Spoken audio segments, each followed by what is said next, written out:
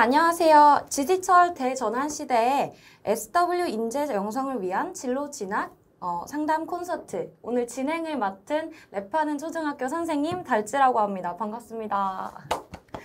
그리고 오늘 정재승 교수님과 정웅열 선생님 모셨습니다. 소개 한번 부탁드려도 될까요? 네, 안녕하세요. 뇌를 연구하는 과학자 정재승입니다. 반갑습니다. 네. 네, 안녕하세요. 다시 태어나도 정보교사가 되고 싶은 백신중학교 정보교사 정웅열입니다. 반갑습니다. 반갑습니다. 네, 오늘 굉장히 많은 학부모님들께서 신청을 해주셨다고 들었어요. 그래서 댓글 한 번만 같이 확인하고 가면 너무 좋을 것 같아요. 야구의 모든 것님께서 기대되는 강의입니다 라고 해주셨어요. 오늘 너무 좋은 말씀 많이 준비해 주셔서 학부모님들께서 굉장히 좋은 이야기들 가져가실 수 있을 것 같아요. 우리 학교 선생님 하셨는데요. 생방 맞냐고. 생방인가요? 라고 하셨어요. 네, 저희 생방송 진행 중입니다. 네.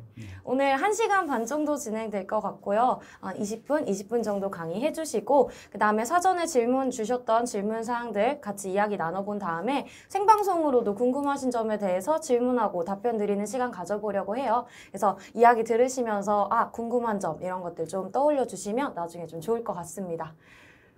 정재승 교수님 책 언어편을 방금 사셨다고. 네. 아유, 감사합니다. 네. 그리고 우리 학교 선생님 하시는데요? 혹시 전 지금 학교를 잠깐 쉬고 그렇죠, 있어서. 그렇죠. 네. 네, 반갑습니다. 그러면 저희 오늘 어떤 분 먼저 얘기를 해주시기로 하셨죠? 정재승 교수님 먼저. 네. 지금 한 500~600명의 학부모님들이 이거 접속해서 듣고 계신다면서요. 깜짝 놀랐는데 사실 요즘 학부모님들께서 진로 교육에 대해서 굉장히 관심이 많고 무엇보다도 우리 애를 어떻게 진로 지도를 해야 될지 잘 모르겠다 이런 고민들을 많이 토로하세요. 왜 그러냐 하면은 이제 예전에는 세상이 빨리 바뀌지 않았기 때문에 부모가 그냥 살아온 전략을 자식에게 전해도 별 문제가 안 됐고요. 그 다음에 이전 세대, 저희 부모님만 하셔도 그냥 공부 열심히 해라라고만 했지 어떻게 뭘 공부해라 이런 얘기를 구체적으로 하지는 않으셨어요. 근데 지금 세대 학부모님들은 자식의 문제를 자신의 문제인 것처럼 함께 상의하면서 이제 진행하는 분들이 많은데 그렇지만 세상이 너무 빨리 바뀌고 특히 과학기술이 예전 같지 않다 보니까 과학기술이 미치는 영향이 너무 강력한데 난 잘 모르겠고 그러면 미래 시대에 우리 애들을 어떻게 진로교육을 해줘야 될까 특별히 더 고민이 많으신 것 같아요. 네. 저는 근데 그런 고민들이 학부모님 혼자가 아니라 자제분들이랑 같이 하셨으면 좋겠고요. 네. 중요한 건 자제분들이 자기의 바람, 자기가 진짜로 원하는 것을 미래 사회에 잘 투영하는 그런 식의 진로 계획을 세웠으면 해서요. 그냥 대학을 그냥 수능 배치표에 있는 걸로 내가 갈 수 있는 학교와 학과로 선택하지 않고 나는 미래에 어디서 어떤 생활을 하면서 살면 행복하고 또 우리 사회에 기여할까 이런 것들을 좀 고민했으면 좋겠어요. 근데 예전에는 전적으로 학교 교육에 그냥 의탁할 수 있었어요. 예.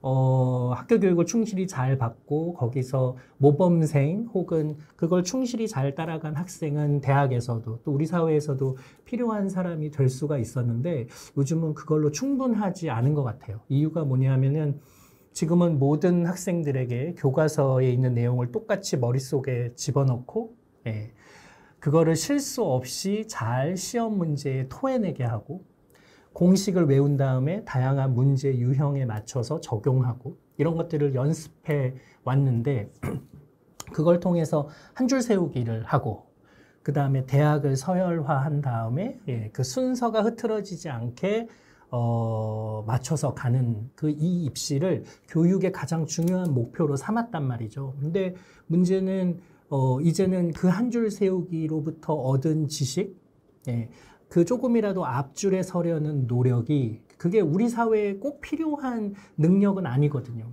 게다가 이제 맨 앞줄에는 인공지능이 서 있을 수도 있어요. 왜냐하면 그 정확한 지식을 똑같이 집어넣고 암기하고 계산해 푸는 능력은 인공지능이 우리보다 더 잘하는 능력이거든요. 그러면 그런 기술들이 보편화될 미래에는 인간은 미래 세대, 다음 세대는 어떤 역할을 해야 되는지에 대해서 학부모님들과 학생들이 정확하게 이해하는 게 꼭 필요한 거죠. 제일 중요한 건 인공지능을 잘 이해하고 데이터, 그것들이 만들어내는 세상을 잘 이해하고 또 그거를 인간을 위한 사회를 만드는데 어떻게 하면 잘 쓸 것이냐. 이거를 고민하는 게 첫 번째고요.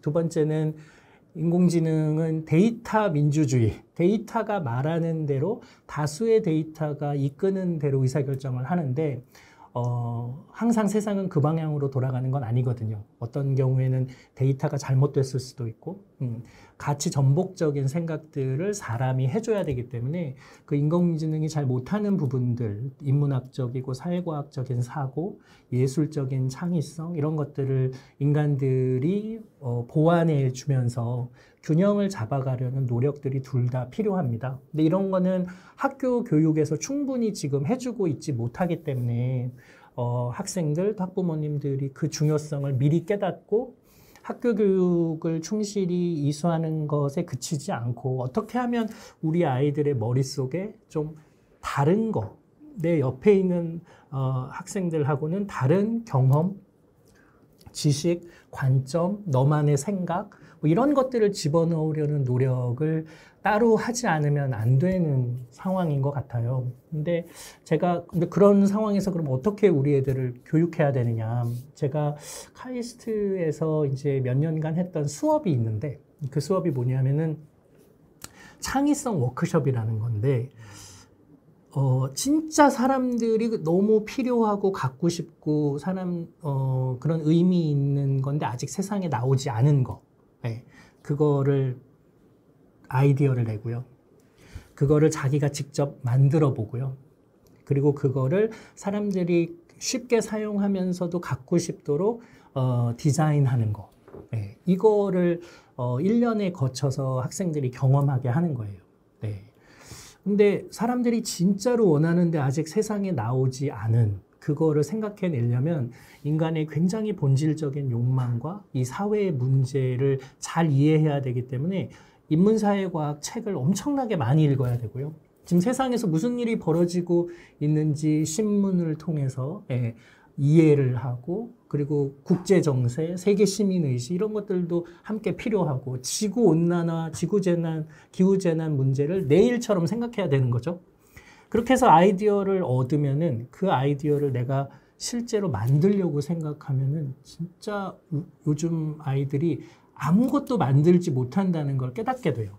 네, 우리는 그 어떤 거를 말로 설명하고 시험 문제를 푸는 교육은 많이 받았지만 실제로 학교에서 뭔가를 하나라도 제대로 만들어 본 적은 없는 거죠. 예, 저만 해도 제가 이제 물리학과를 나왔는데 물리학과에 들어가면은 제일 먼저 하는 일 중에 하나가 실험 시간에 그 광학 렌즈를 가는 일을 해요. 예, 한 학기 내내 갈아서 굉장히 적절한 공유를 만들고 위에서 빛을 똑 떨어뜨리면은 이제 뉴턴 링이라고 하는 링이 생기면 안 되는 거예요. 예, 아주 깔끔하게 곡률이 만들어져야 되는데 만들다 보면 링이 막 생기죠. 예, 그러면 이제 무슨 생각이 드냐면 내가 물리학과까지 나왔는데 내가 지금 쓰고 있는 안경 하나조차도 나는 만들 줄 모르는 인간이구나. 이런 것들을 좀 배우게 되거든요. 그래서 내 주변에 있는 어떤 것도 내가 만들 줄 모르는 굉장히 무능력한 존재라는 걸 깨달아요. 예. 무인도에 표류하면 내가 몇 년을 살 수 있을까? 과연 며칠이라도 버틸 수 있을까? 걱정이 될 정도로. 예. 그래서 실제로 뭔가를 잘 만드는 능력을 아이들이 갖는 게 너무너무 필요해요. 자기가 머릿속으로 떠오른 생각을 실제로 구현할 수 있는 능력을 갖는 것. 예.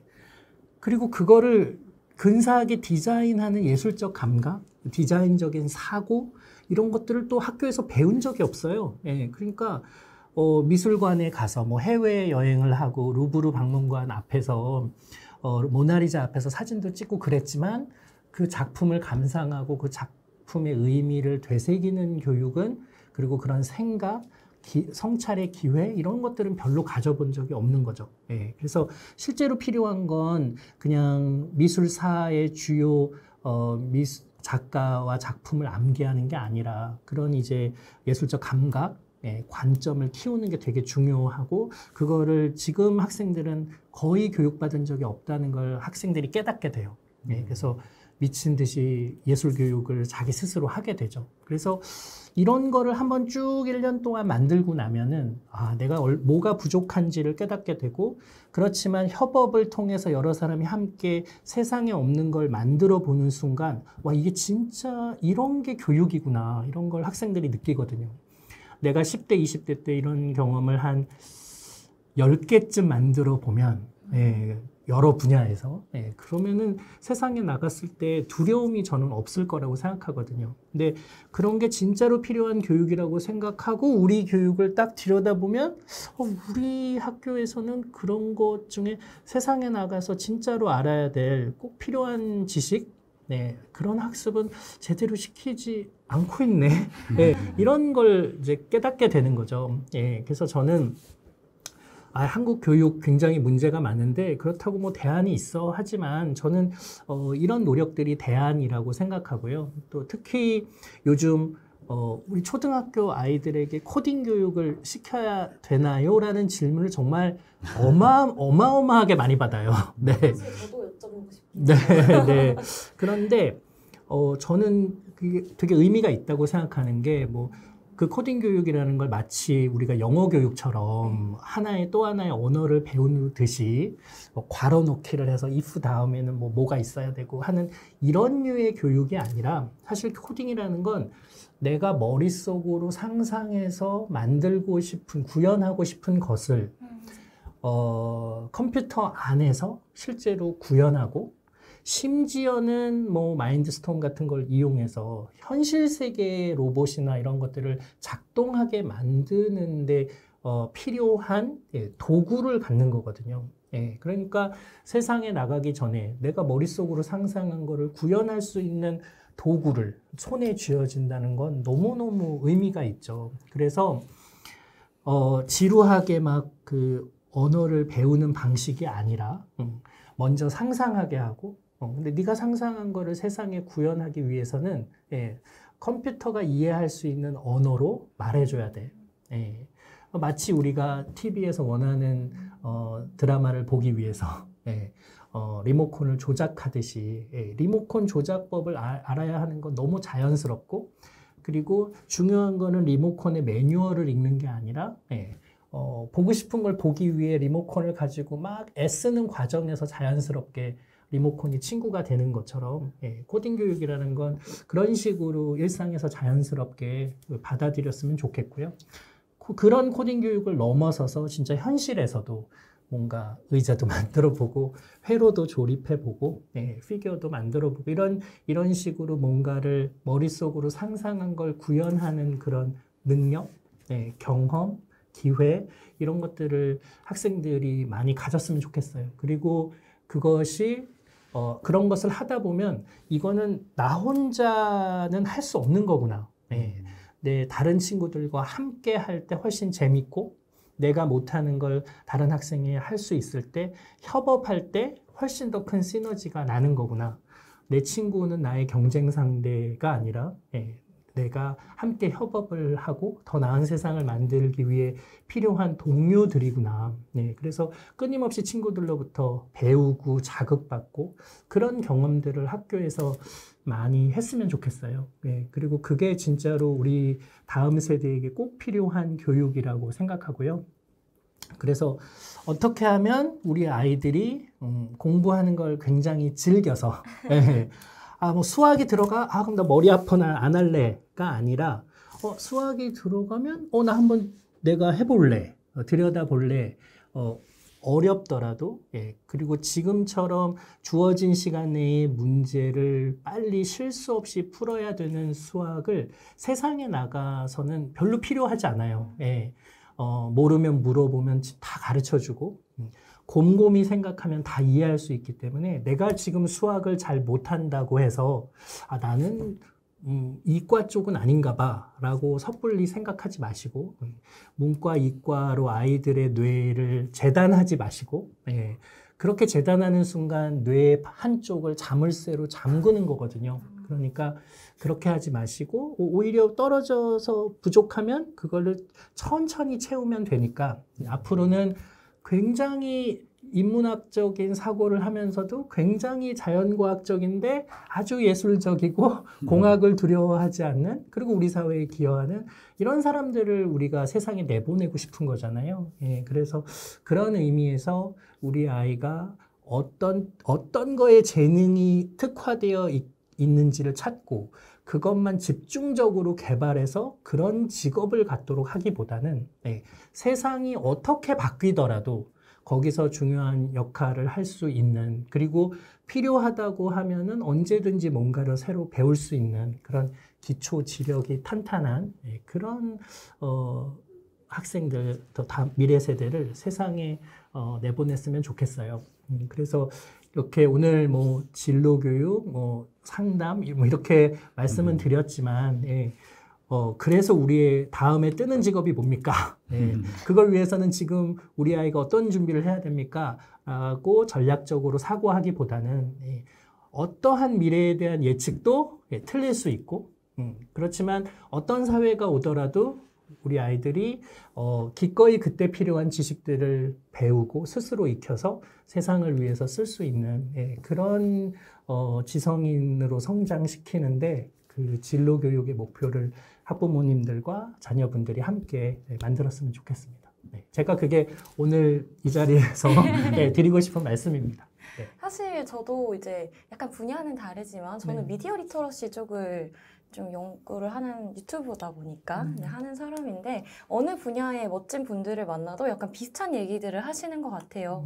내가 나다워지는 게 요즘은 정말 힘이 되는 시대고 어떤 게 정답인지를 알려줘야 되는 그런 게 어떤 부모와 교사의 역할이 아니라 정답을 찾아가는 힘을 기를 수 있게 그 생각할 수 있는 기회와 경험을 제공해 주는 것 네, 그런 말씀 해주신 것 같아서 저도 너무 빨려 들어가듯이 여기서 들은 것 같아요.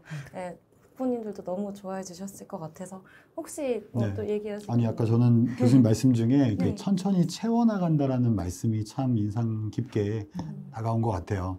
저도 이제 두 아이의 아빠인데 저희 아이들 다그치지 말고 천천히 채워나가야겠구나. 근데 그런 것들이 어떤 특정 지식에 국한된 것이 아니라 시대 변화에 대응하면서도 또 시대가 어떻게 변화하든지 꼭 필요한 그런 다양한 것들에 대한 경험과 그리고 그런 것들을 좀 아우를 수 있는 것들이 필요하겠다는 생각이 들었고요. 지금 뭐 사이에 채팅이 굉장히 엄청 많이 특히 이하나 부모님께서 지금 굉장히 열정적으로 댓글을 달아주셨는데 되게 교수님께서 해주신 말씀을 다들 진짜 보석처럼 받아들이고 계시는 게 보여요.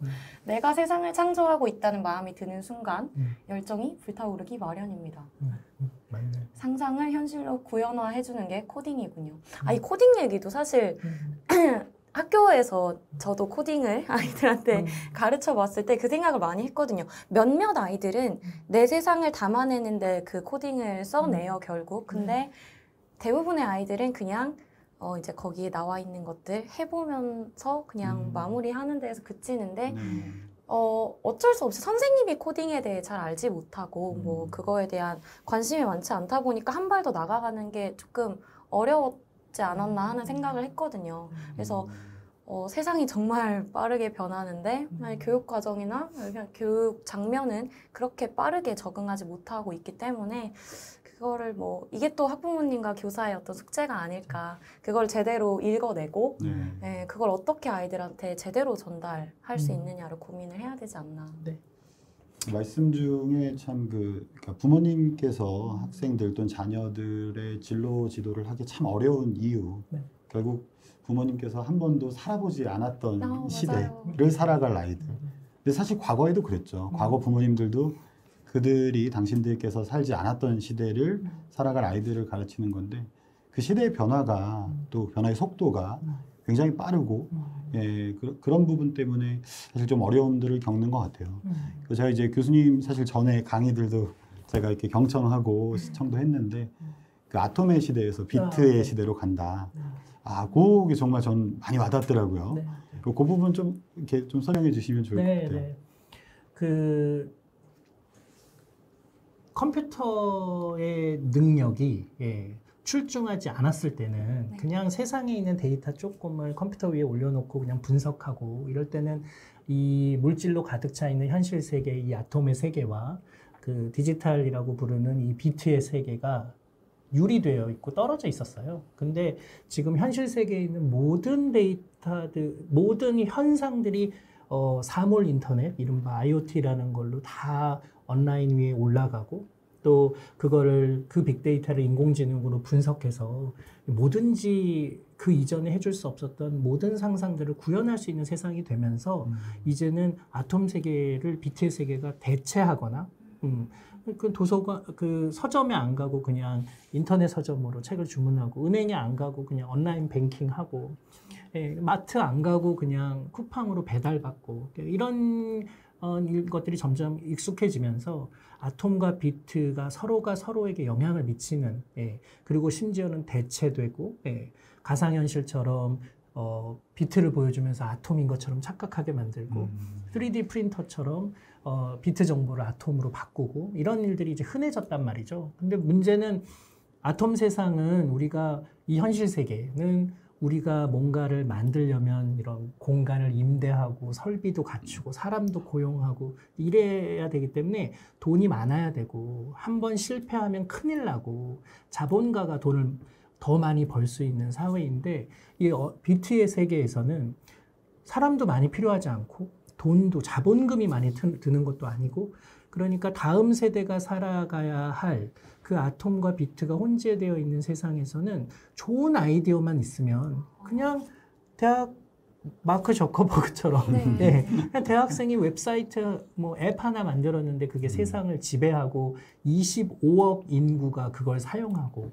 우리나라에서 가장 큰 기업만큼이나 큰 돈을 벌고 있잖아요. 네. 그러니까 중요한 거는 이제 좋은 아이디어를 떠올리고 그거를 구현해보고 실패하면 바로 또 너무 좌절하지 않고 회복 탄성력을 가지면서 또 그 다음 시도를 해보고 많이 시도하면서 내가 뭘 해야 될지를 부딪히면서 알아가는 사람들이 필요한 거죠.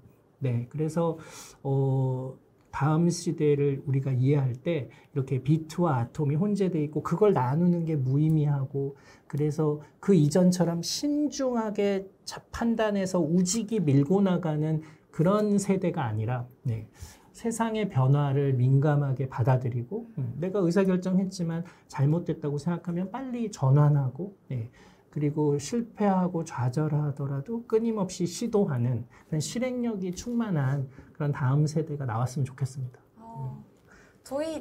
제가 평소에 학부모님들과 상담할 때 학부모님들이 하셨던 말씀이 생각나요. 저희 애가 컴퓨터랑 스마트폰을 너무 많이 합니다. 어떻게 하면 못하게 할까요? 저도 늘 그 생각을 했거든요. 사실 유튜브를 시작하기 전에 저는 애들이 유튜브를 좀 그만 봤으면 좋겠다 이런 생각만 하던 사람이었는데 막상 아이들이 이 안에서 훨씬 더 빠르게 적응을 하고 있고 오히려 그 안에서 좀 길을 찾아갈 수 있는 능력만 알려주면 그거를 접근성을 제한하는 건 오히려 뒤처지는 거고 그 안에서 걸어갈 수 있게 해줘야 되는 게 우리 역할이다 이런 생각을 하는데 너무 아톰과 비트의 세계 너무 오늘 좋은 거 배워가는 것 같아요. 그러니까 저는 저도 이제 아까 말씀드렸지만 두 아이의 아빠인데 예를 들면 이제 결국 이 아이들이 살아가는 세상에서 유튜브는 아주 중요한 어떤 컨텐츠이자 플랫폼이고 또 소통의 채널이라고 저는 생각을 하는데 그럼 결국은 이것을 못하게 할 것이 아니라 어떻게 하면 잘 쓰게 할 것이냐. 사실 제가 좀 약간 괴짜 아빠이자 괴짜 교사인데요. 예를 들면 다른 학부모님들께서는 중학생이 돼도 이걸 사줘야 되나 말아야 되나 막 고민하시는 태블릿이나 스마트폰. 저는 유치원 때 사줬어요. 네.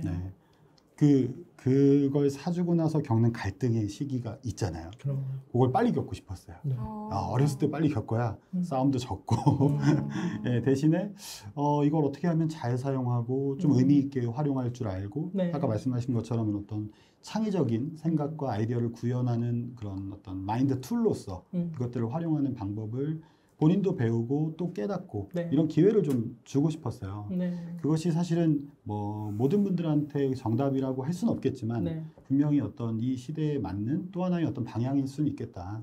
네, 그런 생각을 가지고 있어요. 너무 멋있으신데요. 사실 이게 보고 계신 학부모님들께서 어떻게 저렇게 하실 수 있었을까라고 생각하실 것 같은데 네. 사실 키는 그건 것 같아요. 선생님께서 거기에 관심이 있으시고 거기에 대해 알고 계셨으니까 진심으로 이거에 대해 아이들과 소통을 하고 관심을 가질 수 있으셨기 때문에 네. 자녀분과 그런 게 가능하시지 않았을까. 근데 진짜 그 사실 리터러시 능력이나 이런 것들은 그 지도해주는 사람이 그 분야에 관심을 가지고 진심으로 다가가야 되는데 이렇게 멀리서 이렇게 지시하는 방향으로 이제 교육이 이루어지지 않잖아요. 그래서 너무 멋있는. 근데 지금 굉장히 너무- 학부모님들께서 오해하실까봐 말씀드리면 지금도 매일 밤마다 싸우고 있다는 거예요.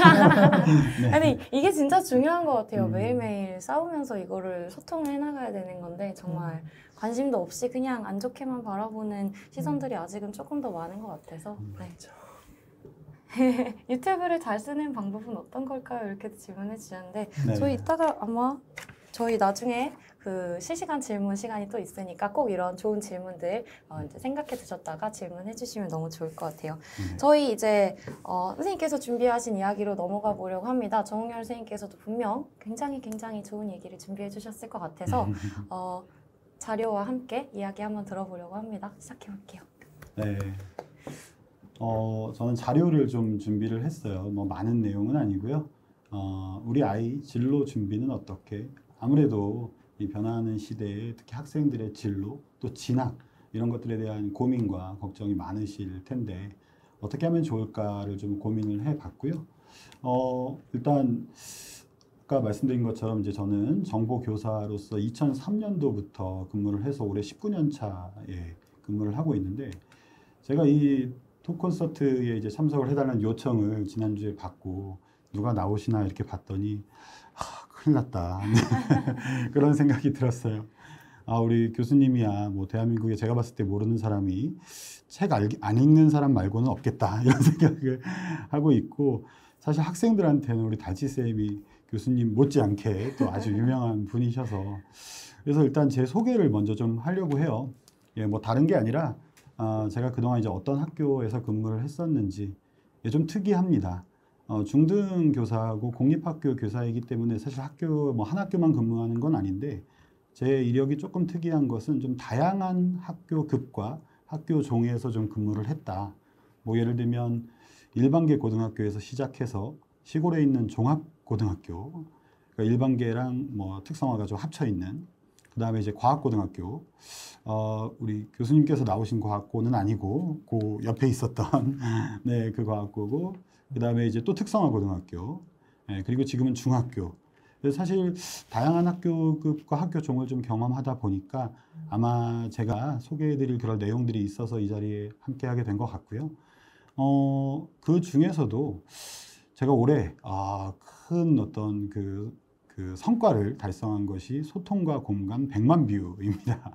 사실 제가 뭐 유튜버는 아니고요. 저는 교육하는 사람이고 아이들을 잘 가르치고자 노력하는 그런 교사인데요.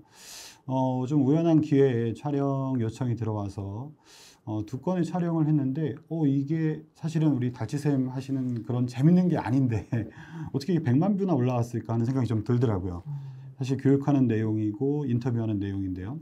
그래서 제가 짤막하게 전체 영상은 좀 길어서 짤막하게 2개를 좀 준비를 했는데요. 첫 번째 영상은 지난 6월에 송출이 돼서 뭐 한 달 만에 한 30만 뷰가 올라왔었던 시리얼 영상이고요. 또 넥슨 재단에서 또 후원해서 만들어진 영상인데 우리 애들은 억울해요. 어떤 내용인지 한번 같이 살펴보도록 하겠습니다. 옛날에는 왜 개천에서 용 난다는 말을 요즘에는 용 안 난대잖아요. 사실 아이들이 다 용이 되려고 공부하는 건 전 아니라고 생각하거든요. 자기가 말하고 싶은 걸 말하고 또 즐기고 싶은 걸 즐기고 주인공이 되려고 이제 살아나가는 건데 나는 왜 여기 태어났고 우리 엄마는 왜 그러고 우리 선생님은 왜 저렇고 학생들이 하나도 선택한 게 없어요. 결과를 결정하는 요인이 여러 가지 배경 변인들로 좌우가 되면 억울하다는 거죠.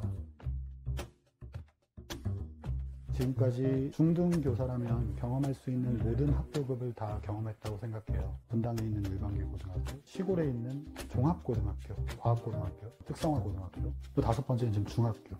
이렇게 스윙하는 걸로 사실 유튜브 크리에이터를 너무 하고 싶어서 해봤거든요. 채널을 운영을 해서. 근데 그게 너무 생각보다 힘든 거예요. 저는 경험이 중요한 것 같아요. 경험하면서 꿈을 그냥 자연스럽게 찾는 거를 원하는 것 같아요. 로봇공학자였어요. 로봇에 대한 걸 읽었는데 사람들이 많이 쓰고 하는 거 재밌어 보여서 열심히 좀 하려고 노력하고 있어요.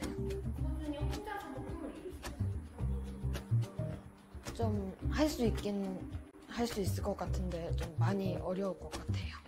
그래서 제가 생각하는 정의로운 교육은 학생 입장에서 억울하지 않은 교육이다라고 생각을 하는데 그렇지 않은 모습들을 지금까지 많이 봤던 것 같아요. 좀 이제 읍지역에 있는 그런 특성화학교 아이들은 뭐 가정 형편이 어렵거나 또는 부모님의 관계가 좀 좋지 않거나 학비 지원을 받지 않는 학생이 사실상 거의 없다고 생각하시면 될 정도로. 그래서 3월 달이 되면 그 당시에는 선생님들이 학비 지원을 다 챙겼었거든요. 제가 그때 만났던 모든 학생들 중에서 학습 경험이 단순한 체험이라도 있는 학생이 거의 없었거든요. 사실 이렇게 자신감이라고 하는 건 이제 근거가 있어야 되잖아요. 대부분의 아이들의 학습 의욕이 적고 나는 공부를 잘할 수 있어 라고 하는 그런 마음이 굉장히 낮은 상태였기 때문에 이런 부분들에 더 신경을 많이 써야 하는 학교 분위기더라고요. 그런데 늘 거기에 계셨던 분들은 그러한 어떤 상황이 이미 익숙해져 있기 때문에 우리 애들이 좀 부족해 뭐 이런 식의 반응들이 좀 많으셨어요. 어떻게 보면 제가 그 학교나 그 지역에 외지인이었기 때문에 아이들의 작은 제스처, 작은 손짓, 그다음에 말, 행동들 여기에서 가능성을 더 쉽게 발견했을 수도 있어요.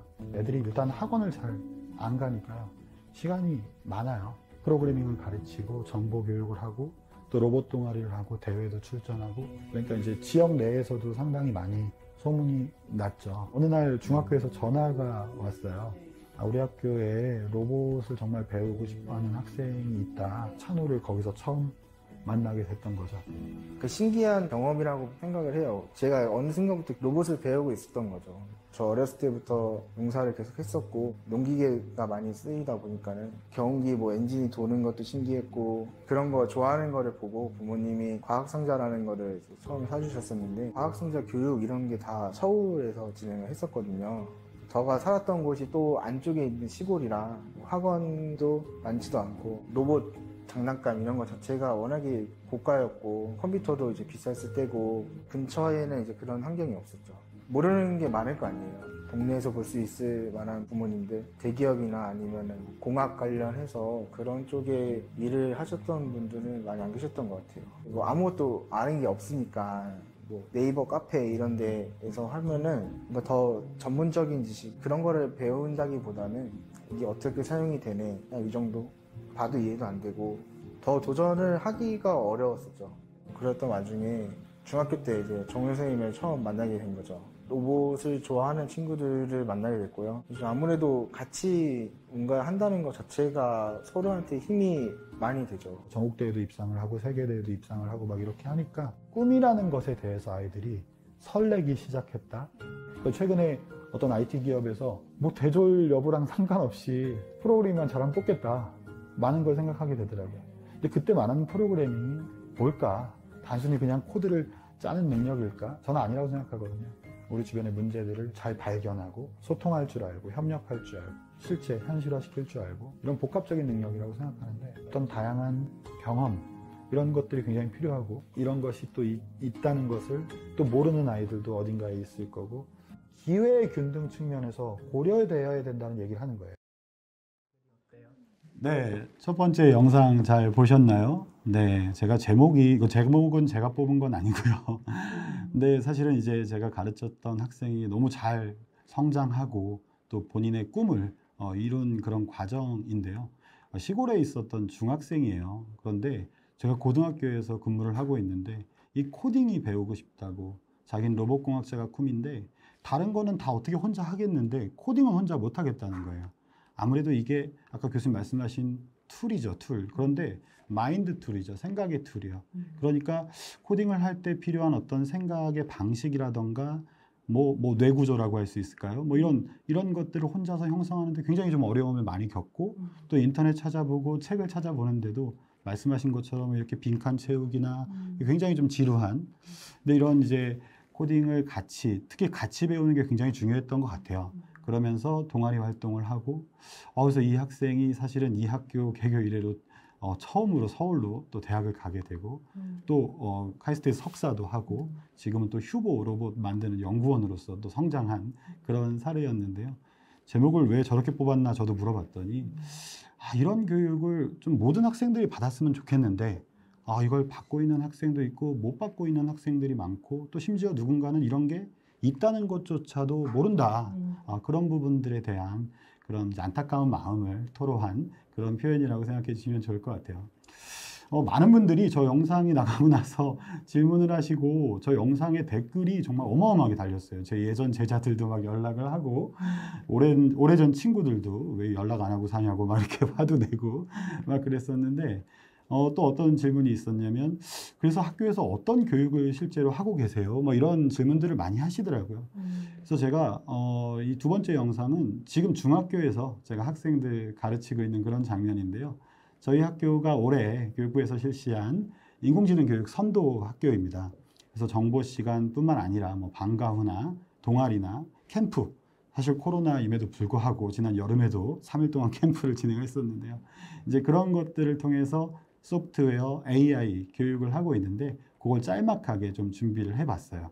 제목이 체육 시간에 AI 교육을 AI를 도구로 해서 사회 문제를 해결하는 프로젝트를 수행하는 거예요. 우리 정보 시간에 프로젝트 많이 해보죠. AI로 사회 문제 해결하는 프로젝트를 수행하는 그런 수업이었습니다. 그래서 저희 학교의 어떤 상황과 실정에 맞게 체육교과랑 융합하는 그런 프로젝트를 한번 설계해 봤고요. 학생들은 사실 이러한 수업 방식을 굉장히 좋아해요. 정해진 답이 없는 수업입니다. 그래서 모두가 답이 될 수 있는, 모두가 가능성이 될 수 있고 모두가 희망이 될 수 있는 그런 수업이고 또 학생 스스로가 주인이 돼서 자기 스스로 자기 학습을 계획하고 왜냐하면 문제를 자기 스스로 발견하고 또 정의하잖아요. 학생들이 이 시간을 너무 기다려요. AI를 이미 접하고 있는데 이것들의 원리가 뭔지 이런 것들을 가지고 지금 AI 교육을 한다는데 수업엔 어떻게 접목할지 다른 선생님들도 더 많이 관심을 가지시게 된 것 같아요. 그래서 학생들 그리고 교사 그리고 또 다른 선생님들 그리고 학부모님들의 만족도는 굳이 제가 말하지 않아도 될 것 같습니다. 네, 이런 교육을 학교에서 하고 있는 교사입니다. 네, 요 영상은 무려 70만 뷰가 넘었어요. 놀랍죠? 제가 보여드린 이유가요. 이게 재밌는 영상이 아닌데 어떻게 이게 100만 뷰가 됐을까? 저는 많은 분들께서 100만 번 소통 공감해 주셨구나. 뭔가 마음속에 전달되는 울림이 있고 또 저런 것들이 필요하다고 공감해 주신 거 아닌가 하는 생각을 하게 됐어요. 왜냐하면 우리는 지금 뭐 많이 듣고 있죠. 4차 산업혁명 시대를 살고 있고 디지털 대전환 시대를 살고 있다. 사실 뭐 이 4차 산업혁명에 대한 이야기는 워낙 많이 나오는 얘기이기 때문에 제가 여기서 길게 언급한 것은 아니고 사실 저는 저 4차라는 워딩이 별로 그렇게 마음에 들지는 않습니다. 저걸 저렇게 딱 구분할 수 있는지는 잘 모르겠으나 그만큼 세상이 혁명적으로 변화하고 있고 그 중심에 소프트웨어, AI, 그리고 데이터, 빅데이터, IoT, 클라우드, 모바일 이런 것들이 있다는 거죠. 근데 요즘에는 이제 4차 산업혁명이라는 말보다는 디지털 트랜스포메이션이라는 말을 국내외적으로 더 많이 사용을 하더라고요. 디지털 트랜스포메이션 결국은 정보과학, 컴퓨터과학 기술들이 세상을 바꿔나가는 그런 혁명적인 전환을 얘기하는데 사실은 이렇게 원래 바뀔 거였다라고 하는데 코로나가 이걸 앞당긴 거죠. 그래서 강제로 소환된 미래 사회다, 뭐 강제로 소환된 미래 교육이다, 뭐 이런 말들을 막 쓰고 있어요. 이런 세상에 우리가 살고 있을 때 결국 이제 우리 아이들한테 어떤 교육이 필요할까? 어떤 능력이 필요할까? 저도 많은 분들께 질문을 받고 저 역시 고민을 하고 연구를 하는 연구자이기도 한데요. 우리 아이들이 무엇을 배워야 할까라는 고민을 할 때 많은 분들께서 좋은 말씀들을 해주시는데 뭐 여러 뭐 학술지나 아니면 연구자들께서 공통적으로 얘기하시는 것은 전통적으로 중요하게 생각했던 것들이 안 중요하다는 게 아니죠. 아까 교수님 말씀대로 인문학도 중요하고 예술도 중요하고요. 그런데 분명 아톰의 세상에서 비트의 세상으로 전환되고, 근데 완전한 전환이라는 게 아니라 이것이 사실 불가분의 관계인 것처럼 이제 합쳐지고, 사실 우리가 지금 어느 세상을 경험하고 있는지 좀 헷갈리는 거죠. 그럼 이런 새로운 세상에서는 또 새로운 능력이 기본적인 소양으로 필요하다는 거죠. 예를 들면 전통적으로 우리 학교 교육에서는 3RS라고 하는 3가지 R 교육을 해야 된다고 이야기를 해요. 달치쌤 뭔지 아시죠? 3RS.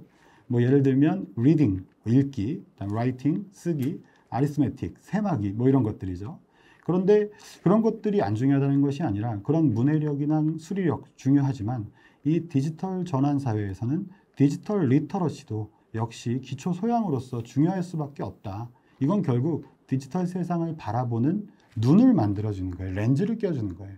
어떤 사람한테는 보이는데 어떤 사람한테 보이지 않는 것들이 있는 거고, 그 리터러시가 뭐가 있냐면 결국은 ICT를 활용하는 능력에다가 컴퓨터의 능력을 마치 내 능력처럼 컴퓨터를 이용해서 다양한 문제들을 해결하는 컴퓨팅 사고력이라는 것을 포함하는 개념이에요.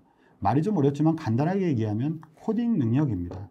코딩을 하게 되면요, 컴퓨터를 이해할 수 있고요, 컴퓨터랑 소통할 수 있고요, 컴퓨터랑 함께 할 수 있어요.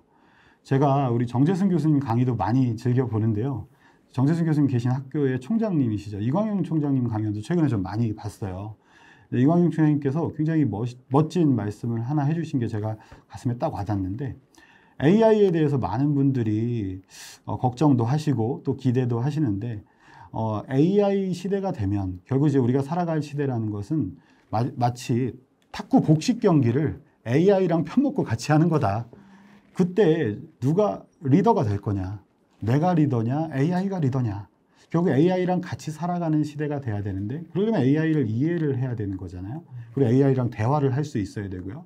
우리가 뭐 예를 들어서 외국인들, 뭐 미국 사람들, 이런 사람들하고 같이 경쟁하고 또 협력하기 위해서 영어를 배우고 소통하는 것처럼 컴퓨터랑 AI랑 같이 소통하고 협력하고 살아가기 위해서는 컴퓨터랑 이해할 수 있는 그런 언어, 이 언어를 바탕으로 실제로 소통하고, 또 컴퓨터의 능력을 마치 내 능력처럼 굉장히 똑똑한 AI지만 내가 똑똑해야 AI도 똑똑해지는 거거든요.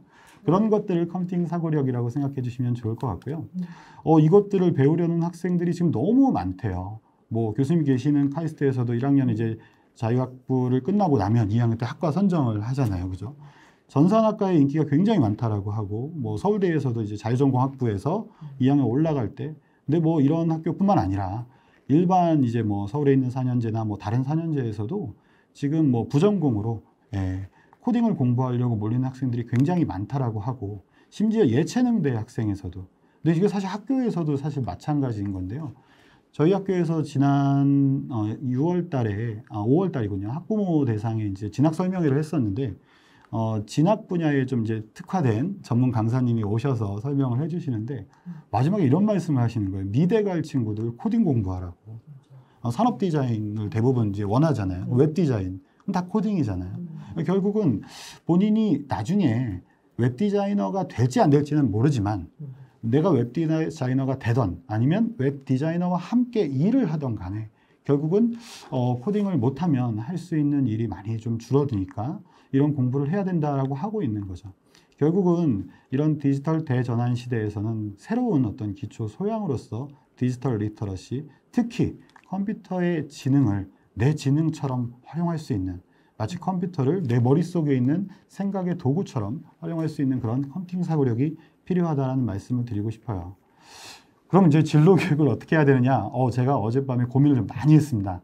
저도 학부모이기 때문에 우리 아이를 여기다 앞에 앉혀놓고, 근데 이제 가상으로 앉혀놓은 거예요. 이 아이를 어떻게 진로 교육을 해야 되느냐?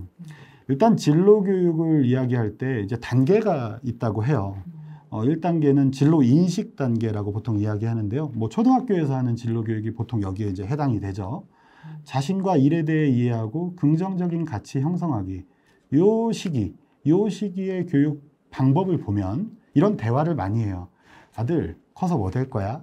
그러면 저 과학자요. 어이구 우리 아들 너 할 수 있어. 열심히 해. 라고 하면서 아이가 자신에 대해서 또 과학자라는 직업에 대해서 긍정적인 가치관을 형성하고 이거 정말 재밌겠다. 그럼 또 뭐가 있을지 또 찾아보게 되는 거죠. 저희 아이는 과학자가 꿈입니다. 정재순 교수님 책임져 주셔야 돼요. 교수님 책 때문에 예, 인간탐구 보고서 네, 저희 집에 시리즈로. 근데 이런 단계에서 이제 부모님이 학생들 아이들과 이렇게 대화를 할 수 있는데 문제가 있어요. 어느 날 저희 아이가 아빠 나 은행원이 되고 싶어 그러는 거예요. 왜? 은행이 돈이 많잖아. 그럼 내가 그 돈을 다 가질 수 있는 거 아니야? 아, 그 설마 네가 다 갖겠어? 아니 그래도 이자가 있으니까 내가 돈을 많이 벌겠지. 고민이 좀 되더라고요. 왜냐하면 은행원이 앞으로 직업이 남아 있을까? 결국은 우리가 변화하는 시대에서 대체될 직업들에 대한 고민을 하면서 진로 인식 교육을 해줘야 된다. 여러 조사에 따르면 AI에 의해서 대체될 직업이 60%나 된다고 해요. 아까 교수님께서도 말씀해 주셨던 거랑 이제 맥을 같이 하는데, 그러니까 이제 학부모님들께서 아이들과 이런 어떤 직업을 갖고 싶어, 나중에 뭐가 될까요? 라고 할 때, 나중에 그 직업이 남아 있을까를 생각하면서 특히 초등학교에서는 이런 고민을 좀 해주셔야 된다는 거예요. 그럼 우울하죠. 60%나 사라지니까요. 아닙니다. 사람들이 사는 세상이잖아요. 60%가 사라지면 40%의 직업만 남는다는 뜻이겠습니까? 아니죠. 새롭게 생겨나는 직업들이 있다는 게 중요한 거죠. 그러면 어떤 직업이 새로 생겨날지, 앞으로 유망한 직업들도 좀 살펴보고 또 그 직업이 무슨 일을 하는지. 제가 요즘에 저희 아이들한테 이제 책을, 저도 이제 독서를 굉장히 중요하게 생각해서 책을 많이 사주고 읽히는데, 비싸니까 중고로 좀 샀었어요. 근데 이 진로책은 중고로 사면 안 되더라고요. 안 돼요. 지금 없는 직업이고요. 앞으로는 없는 직업. 여기서 중요한 게 뭐냐면요. 우리 아이가 살아갈 시대가 몇 년도인지 한번 생각해 보세요. 저희 아이가 지금 10살이거든요. 그러면 이 아이가 만약에 예를 들면 대학을 졸업하고 뭐 대학원을 졸업하고 뭐 사회에 나가서 일을 하는 시기, 아마 첫 발을 내딛는 게 한 30살? 이것도 사실 이광영 총장님 강연에서 나왔었는데 2040이에요. 2040. 2040년의 사회의 모습 상상이 됩니까? 전 잘 안 돼요. 근데 분명히 한 가지, 디지털 대전환이 더 가속화되고 사회가 굉장히 급박하게 변해가고 있겠구나. 그러니까 결국은 이 진로 인식 교육을 할 때는 이 변화하는 사회에 대한 이해를 바탕으로 학생들이 앞으로 갖게 될 직업, 그러니까 부모님들이 알고 계시는 직업에서 조금 더 나아가서 좀 공부를 하고 진로 인식 교육을 해야 된다는 말씀을 드리고 싶고요. 진로 인식을 하면 이제 진로 탐색을 해야 되죠. 대체로 이제 중학교에서 많이 하는 건데요. 예를 들면 이제 구체적으로, 예를 들면 중학교에서는 이제 진로 적성 검사라는 것도 하게 되고요. 그걸 바탕으로 담임선생님이 상담도 하게 돼요. 그리고 이제 학교생활기록부에 희망 진로 분야도 이렇게 기재를 하게 되고요. 학생들한테 뭐 사실은 좀 가혹하죠. 저는 가혹하다고 생각하거든요. 왜냐하면 중학교 1학년한테 본인의 진로를 지금 생기부에 써야 되니까 빨리 하나 막 얘기해. 막 이렇게 되는. 사실 저는 이제 많은 정보 선생님들과 이런 연구들, 고민들을 좀 함께 하고 있는데 올해 제가 좀 재밌는 조사를 한번 해봤어요. 올해 저희가 6월 달에 했던 건데요. 한국정보교사연합회에서 전국에 있는 중고등학생 5,167명. 근데 저희가 뭐 그냥 랜덤 표집을 한 거고요. 뭐 다른 어떤 바이어스는 없었다는 말씀을 드리고 조사를 했더니 마음 아프죠. 네. 36.7%가 아직 없어요. 네. 이거는 근데 또 이해할 수도 있죠. 그러니까 이게 없다라는 게 두 가지라고 생각해요. 아예 없거나 아니면 아직 정해지지 않았거나. 근데 놀라운 건 정보과학 AI 소프트웨어 분야로 25%가 고민을 하고 있다라는 거예요. 학생들이 부모님들께서는 사실 정보를 안 배웠고 잘 모르시는 이 분야에 대해서 상당히 많이 어떤 인지도를 가지고 있고 공부를 하고 싶어 하는 거구나. 근데 지금 학교에서는 초등학교에서는 뭐 실과 시간에 또 중학교에서는 고등학교에서는 정보 시간에 이렇게 배우고 있는데 사실은 그 배우는 내용이 너무 적죠. 근데 이 문제는 이게 학교마다 좀 차이가 있어요. 뭐 어떤 학교는 1학년부터 초등학교, 1학년부터 6학년까지 매년 17시간씩 배우는 학교도 있어요. 중학교도요. 어떤 학교는 34시간만 딱 하는 학교도 있는데 어떤 학교는요. 뭐 100시간 넘게 하는 학교도 있어요. 이런 부분들도 좀 잘 아셔서 학생들의 교육 기회를 탐색하고 제공하는 교육이 필요하다라는 말씀을 드리고요. 마지막으로 이제 고등학교에서 진로를 구체적으로 설계하고 또 뭐 특성화 같으면 진로를 선택하는 건데 이런 고등학교를 이제 가는 것도 되게 중요한 문제죠. 근데 이제 이 소프트웨어 AI 분야에 꿈을 꾸고 있는 학생들을 위한 AI 뭐 선도학교라던가 아니면 소프트웨어 마이스터고 지금 전국에 4개 정도가 있고요. 뭐 관련 학교까지 하면 6개 정도가 있는데 그리고 일반 학교 중에서는 이제 뭐 과학 중점고처럼 AI 융합 중점 과정을 운영하는 그런 고등학교 이런 학교들이 아마 그런 대안이 될 수 있지 않을까 하는 생각을 하고요. 대학을 갈 때는요. 소프트웨어 중심 대학들이라고 이제 전국에 한 40개 넘게 있는데 이런 대학들에서 이제 예를 들면 이제 학생부 종합 전형뿐만 아니라 특기자 전형 이런 것들과 좀 연계해서 계획을 세우고 실천하는 그런 형태로 지도를 해주시면 좋을 것 같다는 생각입니다. 정리를 해보면 이래요. 아이들한테 결국 어릴 때부터 코딩을 배울 수 있도록 기회를 주는 것이 굉장히 전 중요하다고 생각하는데요. 왜냐하면 이 코딩 교육이라는 건 생각하는 교육이고 생각하는 능력을 기르는 교육인데 이게 대학에 가서 갑자기 하면요. 수학으로 얘기하면 대학 가서 덧셈 뺄셈 배우는 거거든요. 제가 어떤 신문기사 보니까 공대 간 학생이 미적분도 안 배우고 왔다 뭐 이런 기사가 있던데 이게 뭐 똑같이 얘기하면 나중에 소프트웨어 분야에서 일을 할 건데 대학 가서 덧셈 뺄셈 배우고 있는 거랑 똑같은 거라서 사실 할 수 있다면 어릴 때부터 하는 것이 굉장히 중요하고 당장의 어떤 이득보다는 좀 멀리 보고 멀리 좀 체계적으로 하는 게 좀 중요하다. 그러니까 예를 들면 똑같은 것만 계속 하지 말고 조금 쉬운 걸로 출발했다면 그 다음 조금 더 어려운 거, 그 다음 조금 더 어려운 거 이렇게 어떤 위계를 갖추고 공부를 하는 게 중요한데 이런 것들은 이제 학교에 예를 들면 초등학교에 소프트웨어 전담 교사가 계시면 그 선생님과 상의를 하고 또 중고등학교엔 정보 선생님이 계시면 근데 문제는 없는 학교가 있다는 게 좀 문제죠. 예, 그런 분들은 제가 이따가 이메일 주소 드릴 테니까 저희한테도 물어보시면 좋을 것 같고요. 그 다음에 아이들한테 사용법을 외우는 교육 이건 정말 지향을 해야 됩니다. 저는 사실 학교에서 좀 특이한 교사예요. 뭐가 특이하냐면요. 아이들은 절대 외우지 말라 그래요. 오늘 뭘 배우는지 알려주지만 외우지 마. 네. 그리고 아이들한테 베끼라 그래요. 그냥 베껴. 그리고 친구들한테 물어봐. 이렇게 얘기를 하거든요. 대신 똑같이는 하지 마. 거기에 베끼는데 네 생각을 조금 더 담아. 이런 얘기를 애들이 정말 좋아해요. 근데 신기한 건 뭐냐면 애들이 다 외운다는 거예요. 네. 그리고 아이들한테 사용법이 아니라 원리를 가르쳐야 됩니다. 원리를 가르치는 것이 결국 변화하는 시대에 적응할 수 있는 그러니까 우리 뭐 복근이라고 하죠. 코어 근육이요. 이 코어를 가르쳐야 세상이 또 변화해서 AI 말고 뭐 AI 할아버지가 나오더라도 변하지 않는 그런 원리 그런 것들이 어떤 변화 적응력을 길러주는 거고 그다음에 혼자 하지 말고 함께 하도록 하는 게 굉장히 중요합니다. 사실 이런 교육을 받을 때 방법론적인 것도 고민을 좀 많이 해야 되는데 학생들이 사실 인간이 제일 힘든 게 뭐겠습니까? 외로움이잖아요. 혼자서 이런 걸 할 때 지치고 힘들 때 같이 이야기 나눌 수 있고 돕고 협력할 수 있는 그런 파트너가 있는 것. 그런데 거기서 좀 더 나아가서 코딩 교육은 생각하는 교육인데 그 생각이 합쳐지면서 더 큰 생각을 만드는 거. 이게 굉장히 중요하다는 생각이 들고요. 거기 보면 제가 워드 클라우드 지금 2개를 해놨잖아요. 원리 교육을 안 받고 사용법 교육, 외우는 교육을 받으면 이 교육이 끝나고 왼쪽처럼 머릿속에 저런 것만 남아요. 에이전트들 이름들만 남고 사용법들만 남게 되는데 원리 교육을 받게 되면 뭐가 중요한지 알게 된다는 거죠. 데이터가 중요하고 학습하는 거고 우리 미래의 문제 해결의 친구이구나라는 걸 알게 된다는 거고요. 그리고 비전공자들은 더 잘 배워야 됩니다. 비전공자들이 더 잘 배워야만 나중에 배울 기회가 없잖아요. 그래서 학교에 있을 때 더 잘 배워야 된다는 말씀을 좀 드리고 싶고요. 결국 우리 아이들의 미래가 어떻게 될까? 왜냐하면 지금 2040을 고민하고 있는 시점이잖아요. 제가 최근에 나왔던 기사들을 좀 스크랩을 해봤는데요. 이런 기사도 나왔고요.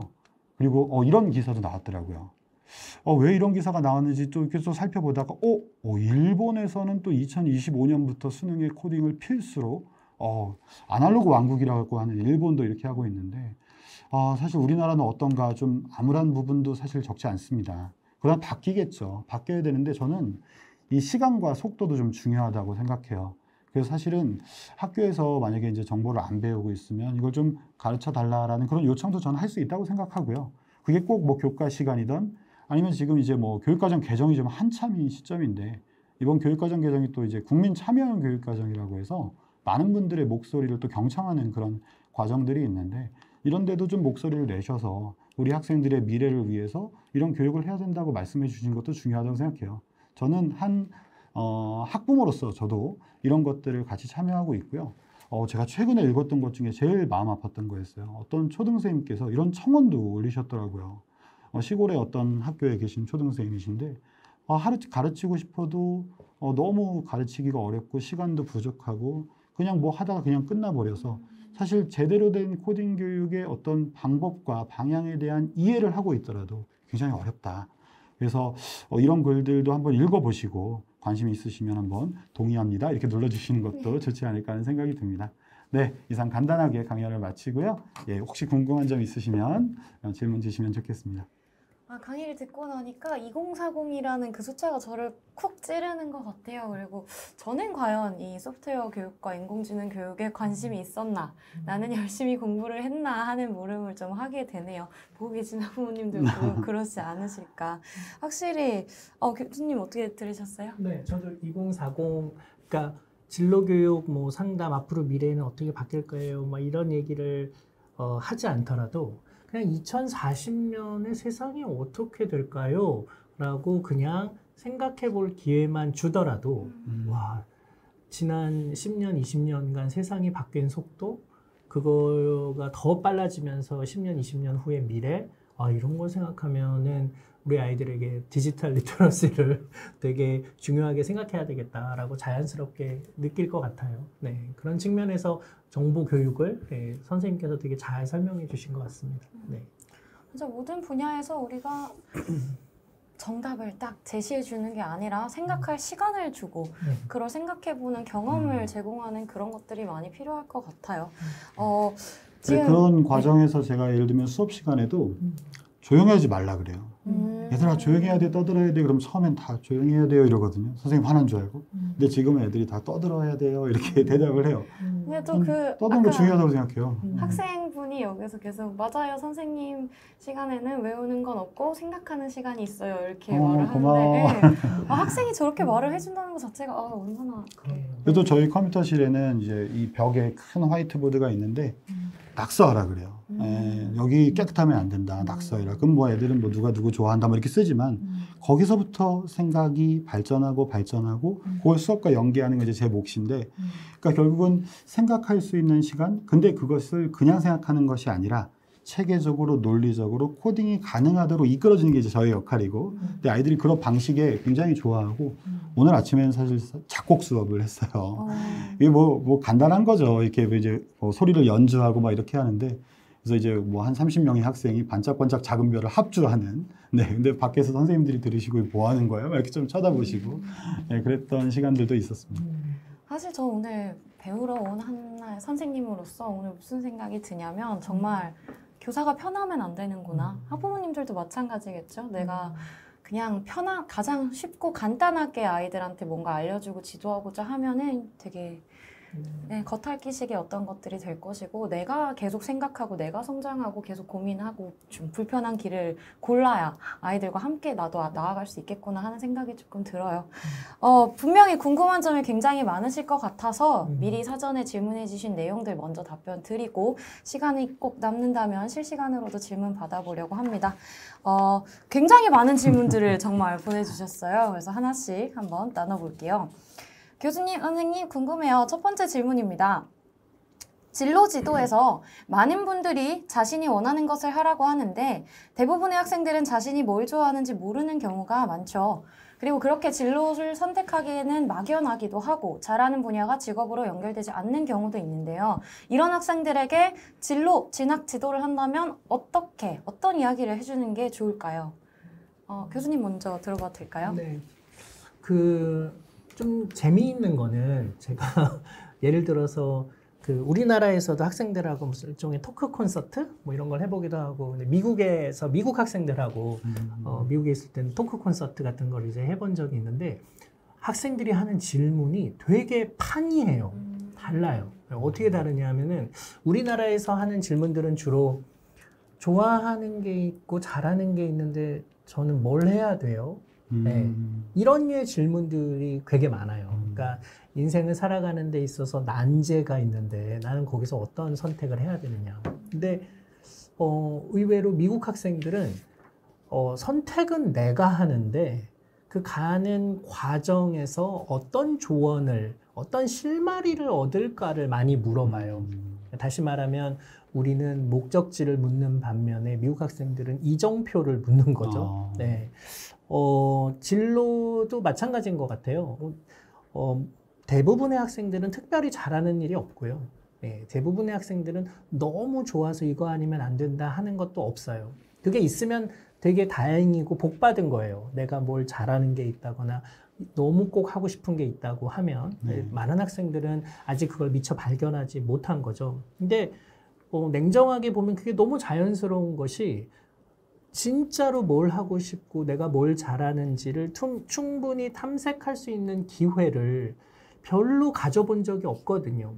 그러니까 너무 자연스럽고 이거는 몸으로 부딪혀서 본인이 직접 경험하거나 책을 통해서, 선배를 통해서, 선생님을 통해서 간접 경험을 하거나 그런 수밖에 없는 거죠. 그래서 저는 아이들을 심심하게 하고 네, 세상에 나가서 직접 경험해 보게 하고 그래서 내가 진짜로 좋아하는 게 뭐인지를 경험해 볼 수 있는 시간을 그들에게 줘야 된다. 지금처럼 너 근데 좋은 대학을 가야 되기 때문에 학교 끝나면 과외 받고 학원 가고 네, 그게 다 끝나고 밤 10시에 들어오는 아이들에게 근데 너 진로는 어떻게 할 거야? 라고 하는데 그 아이가 좋은 대답을 자신만의 대답을 가질 확률은 없는 거죠. 네, 그리고 그거는 설령 대학에 들어가도 마찬가지입니다. 대학이 답을 주는 것이 아니기 때문에 대학에 와서도 열심히 실험실을 어지럽히고 회사에 가서 사고를 치고 그리고 자기가 좋아하는 사람들과 만나서 작당을 해보고 그러면서 나는 누구와 어디서 뭘 할 때 가장 행복한가를 스스로 찾지 않으면 안 된다고 말해주고 싶습니다. 네, 선생님 답변도 예, 저도 들어볼까요? 교수님과 같은 생각인데요. 그 말씀하신 것 중에 그 경험의 중요성에 저도 공감이 되고요. 그래서 사실은 이제 뭐 학교 아니던 학교 바뀌던 그런 경험할 수 있는 시간, 우리는 늘 이 시간과 싸우는 것 같아요. 결국 늘 시간이 없다라고 이야기를 하는데 정말 시간이 없을까? 한번 돌아볼 수 있는 그런 계기가 아닌가 하는 생각이 들고, 근데 이제 사실은 오늘 특히 이런 이제 디지털 사회에서의 어떤 그런 진로 상담 톡 콘서트를 하고 있는 시점에서 말씀을 드리면 학교에서 이제 다른 것들은 비교적 경험할 기회가 많은데 사실은 이 소프트웨어 AI 분야는 학교에서 경험할 기회가 좀 많지가 않아요. 사실은 요즘에는 이제 뭐 제가 얼마 전에 이제 과천국립과학관도 좀 다녀와 봤는데 거기에도 이제 뭐 AI 전시물들도 요즘 들어오고 교육 프로그램들도 있는데 이런 학교 밖에서 이제 이런 것들을 좀 경험해 볼 수 있는 그런 기회들도 좀 중요하다. 사실은 그 컨텐츠도 중요하지만 그때 만나는 사람들과 나누는 생각이 전 되게 중요하다고 생각을 하고요. 그리고 학교 안에서도 이런 교육이 이루어질 수 있도록 좀 지속적으로 관심을 가지시고 또 학교나 아니면 뭐 이렇게 요구할 수 있는 데는 좀 요구하셔서 아이들한테 경험의 기회를 제공하는 것도 중요하다는 생각입니다. 너무 핵심적인 질문인 것 같아서 좋은 얘기 두 분께 다 한번 여쭤봤었습니다. 정말 많은 질문을 해주셨는데 저희한테 시간이 그렇게 많지 않아서요. 제가 질문을 조금 골라서 한번 드려볼게요. 세 번째 질문이 정재승 교수님께 딱 해주신 질문이에요. 그래서 초등학교 4학년 아들 꿈이 과학자입니다. 과학자 진로를 위해 무엇을 준비하면 좋을까요? 네, 책 읽기를 좋아하는 학생이래요. 해주고 싶은 말씀 있으실까요? 네, 책 읽기를 좋아하는 순간 이미 훌륭한 과학자의 길에 접어든 겁니다. 그래서 사실은 더 바라는 건 없고요.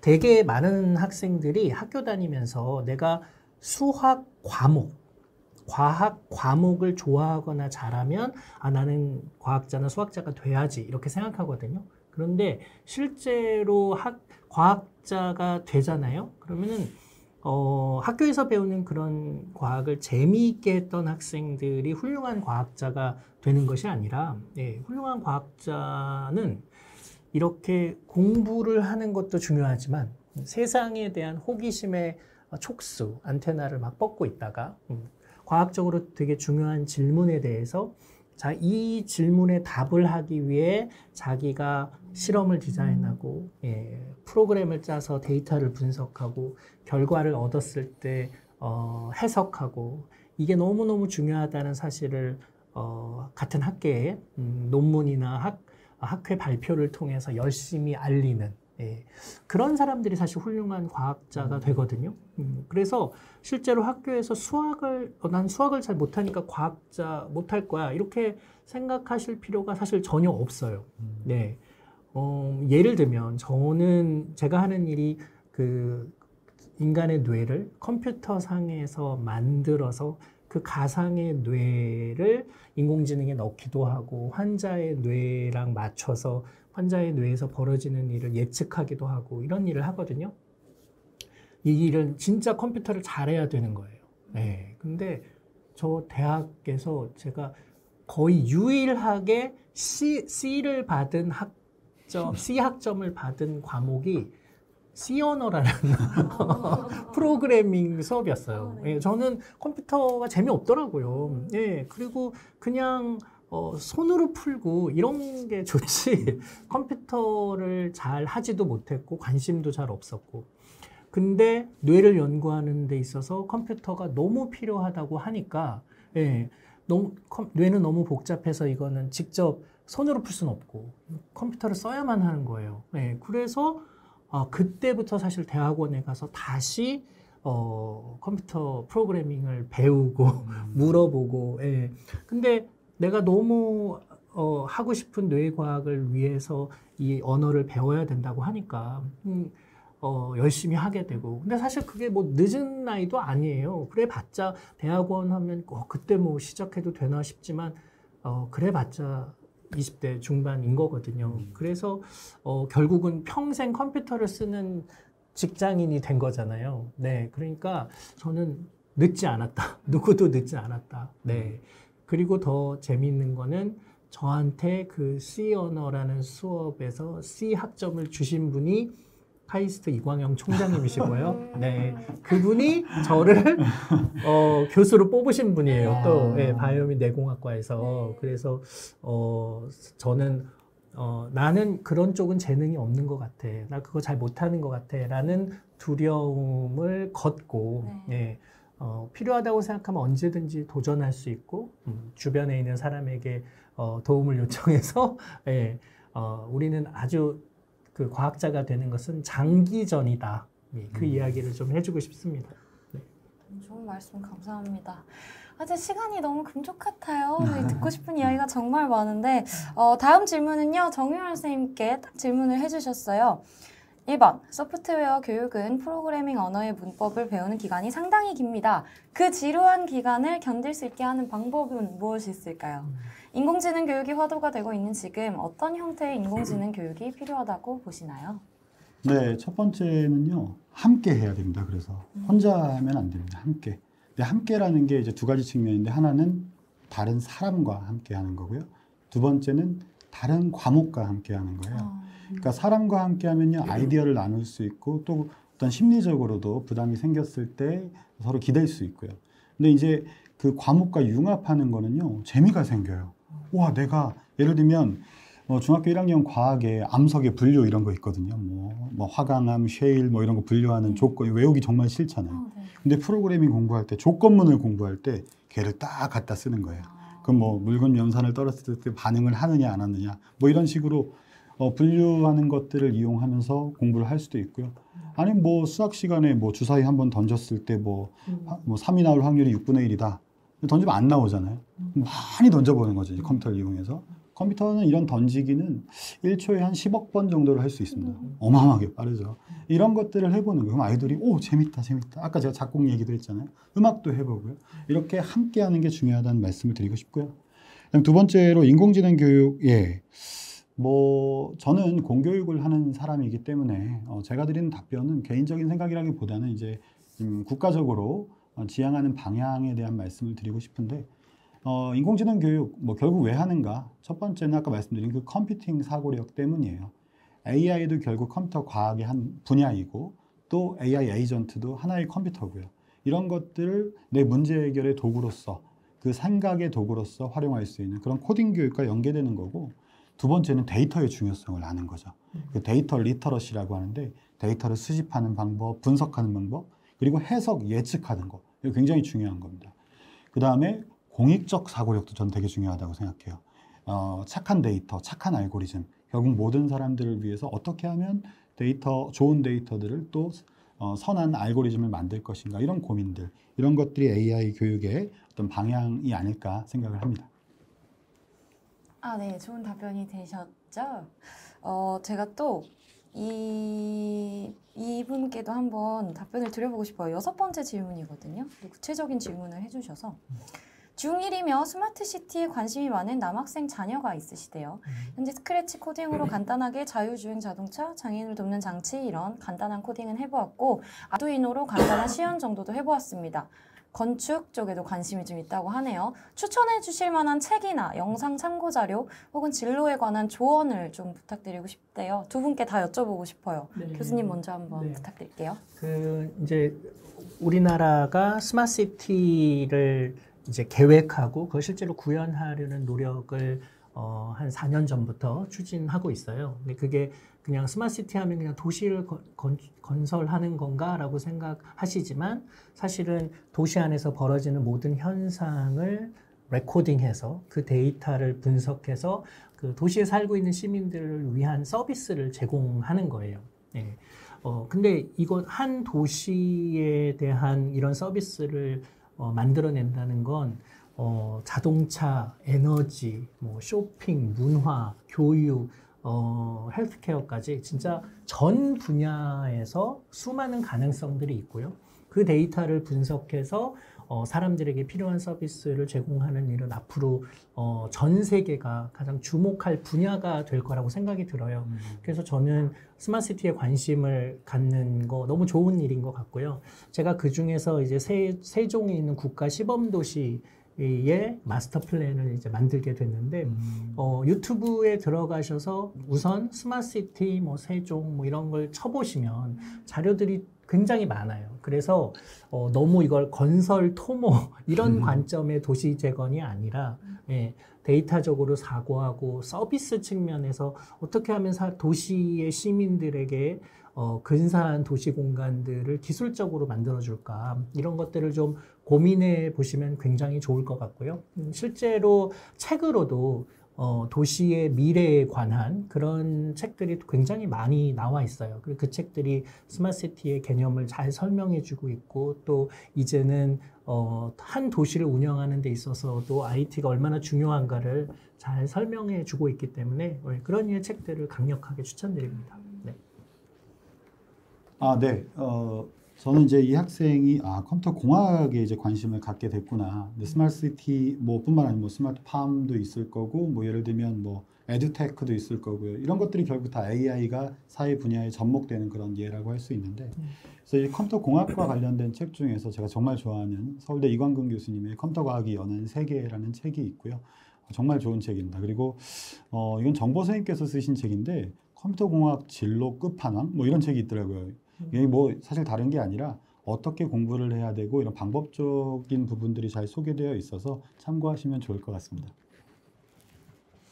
네. 너무 좋은 답변 감사합니다. 저 이 질문은 이번에 굉장히 현실적인 질문인데요.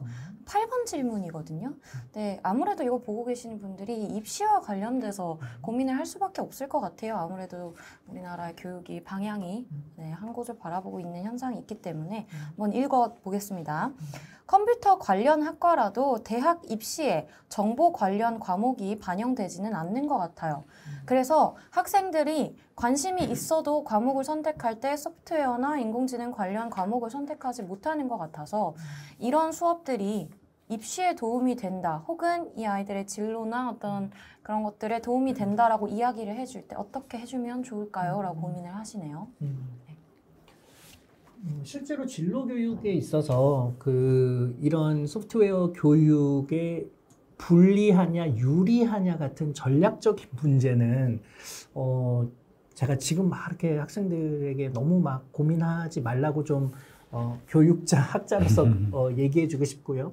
그 다음에 장기적으로 보면 우리 사회도 유럽이나 미국처럼 진짜 정보 교육을 상당히 오래 꾸준히 시키고, 또 그때 이 학생의 성취가 실제로 진학을 하거나 또 진학 후에 공부를 하는데 큰 영향을 미칠 수 있었으면 또 유익했으면 좋겠어요. 그래서 아마 그런 방향으로 장기적으로는 바뀔 거라고 생각이 들고요. 근데 그런 걸 넘어서서 저는 그 학교 다닐 때 중요한 거는 저처럼 프로그래밍 언어의 두려움을 느껴서 난 이쪽은 내 분야가 아닌가 봐 라고 하는 나 스스로 마음의 문을 닫는 이런 거 없이 마음의 문을 열게 하고 필요하면 언제든지 배울 수 있다는 자세를 학생들이 배울 수 있게 하는 게 되게 중요할 것 같아요. 그러니까 무슨 얘기냐면은 미국에서는요, 학생들이 대학에 가서 전공을 정할 때 나는 영문학과 컴퓨터 사이언스를 복수 전공해야지. 이런 학생들이 진짜 많아요. 역사학과 컴퓨터 사이언스를 전공한다거나. 네. 그러니까 우리로 따지면은 문과 과목, 이과 과목 하나씩을 전공하는 거죠. 예. 그러니까 어떻게 그게 가능해라고 싶을 정도로 이 자기가 복수 전공을 하는 2개 혹은 3개의 분야의 접목이라는 게 우리의 상식을 뛰어넘는 경우가 굉장히 많고요. 자기가 진짜로 관심이 있는 영역, 예를 들면 바이오라든가 뭐 경영이라든가 역사라든가 인류학이라든가 이런 거에다가 도구로서의 학문인 컴퓨터 사이언스라든가 뭐 유전학이라든가 이런 거를 같이 공부하는 이런 대학 문화가 굉장히 많거든요. 그러니까 저는 앞으로 우리나라도 그 방향으로 갈 거라고 생각해요. 대학에서 공부하려는 학생의 수가 지금 점점 줄어들고 있고 예전처럼 대학이 콧대 높게 줄 서 하면서 여기까지만 입학하게 할 거야 라든가 너는 이과로 들어왔으니까 요 과의 과목만 들어 같은 방식이 아니라 일단 뽑혔으면 듣고 싶은 거 우리 대학이 제공하는 모든 서비스를 다 누리세요. 전공 2개, 3개 듣고 싶은 대로 해도 돼요.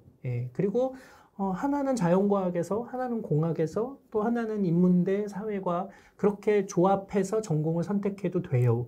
그래서 결국에 세상에 나가면 바이오 분야의 인공지능을 접목하거나 심지어는 고고학이나 인류학에 어떻게 컴퓨터 시뮬레이션을 접목해서 그 분야의 새로운 지평을 열게 할 거냐 이런 것들이 창의적인 결과물들을 미래 세대가 만들어내는 데 크게 기여할 거거든요. 그래서 지금 단기적으로 지금 학교 교육, 고등학교 때 받은 소프트웨어 교육이 대학 진학에 도움이 안 되는데 그럼 어떻게 해야지?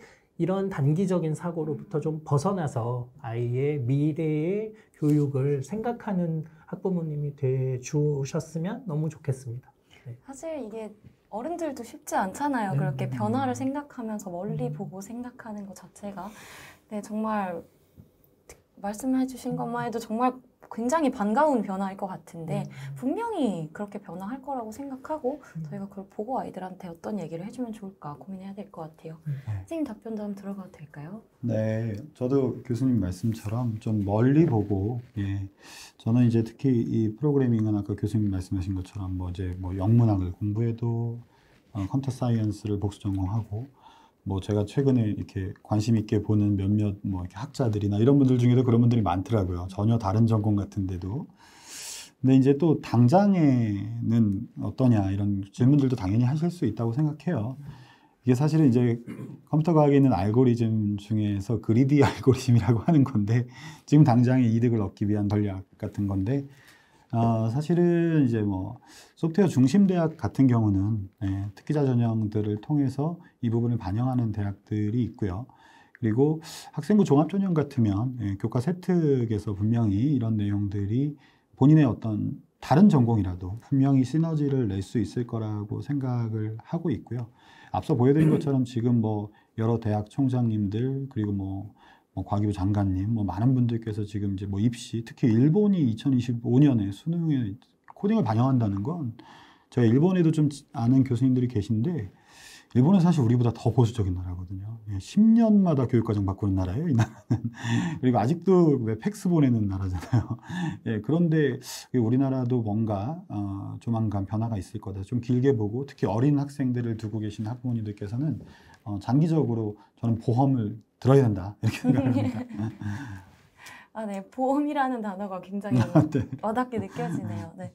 정말 많은 질문을 보내주셨는데 저희가 시간이 많이 남지 않은 관계로 사전 질문 말고 생방송 질문으로 넘어가 보려고 해요. 그래서 오늘 교수님과 선생님께서 이야기 나누시는 동안 궁금하신 점이 생기셨을 것 같은데요. 지금 채팅창에 올려주시면 혹시 직접 보시고 조금 이 질문이 괜찮은 것 같다 하시면 이렇게 많이 답변을 드릴 시간은 충분치 않겠지만 이렇게 최대한 답변을 좀 나눠보면 좋을 것 같아요.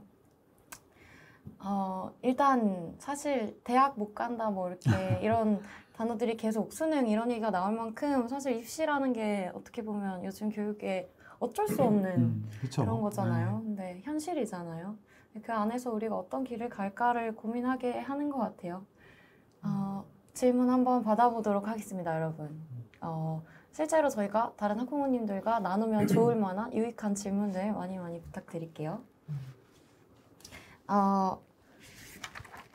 저기 보니까 AI 소프트웨어만 잘해서 대학 못 간다는. 그러니까 이게 반대로 그럼 뭐 어떤 다른 과목은 그것만 잘한다고 대학을 가는 건 또 아니죠. 그러니까 사실은 그러니까 교수님 처음에 말씀하신 것처럼 모든 과목은 그 나름대로의 중요성을 가지고 있고 이것들을 잘 조화롭게 융합해서 문제 해결에 잘 창의적으로 적용할 수 있느냐 그 능력이 굉장히 전 중요하다고 생각을 하는데요. 저 또 중요한 현실적인 질문인 것 같아요. 그쵸? 코딩을 배울 때 자격증도 좀 따놓는 게 좋을까요? 자격증이 좀 중요한가요? 뭘 위해 중요하냐가 중요한 질문일 것 같은데 취직하는데 별로 중요하지 않은 것 같아요. 취직할 때는 그 사람이 몇 라인의 그런 코딩을 해본 경험이 있느냐, 어떤 프로젝트에 기여했느냐 이런 경험을 훨씬 중요하게 생각하는 것 같은데 저는 그냥 입시 중심의 진로보다는 좀 더 큰 틀에서 교육을 생각해 보면 우리가 한 90년 살잖아요. 예. 그 중에 30에서 60까지 한 30년 어떤 직장에서 일을 하는 그런 이른바 흑자 구간이라고 하는 돈을 버는 삶을 살고 있는데 30이 될 때까지 준비하고 또 60이 넘어서도 혼자 자신의 능력으로 경제적 가치들을 만들어내는 일을 하면서 이제 살아야 되는 상황이 된 거예요. 근데 기술은 너무너무 빨리 바뀌고 지식의 반감기가 너무 짧아져서 20대 초반에 내가 대학 전공을 뭘 했느냐 이게 남은 인생에 굉장히 좁게 영향을 미치고 있어요. 그래서 지금처럼 오로지 우리 애가 어느 대학에서 어느 전공을 해야 되느냐로 그의 남은 인생이 결정된다고 생각하시면 안 돼요. 대개의 경우에는 그 전공을 살려서 사회에 나가서 어떤 역할을 하는 게 제가 보기엔 뭐 10년, 20년? 그리고 심지어는 지금은 능력만 있으면 그 사람이 대학에서 어떤 전공을 했는지 사실 보지 않거든요.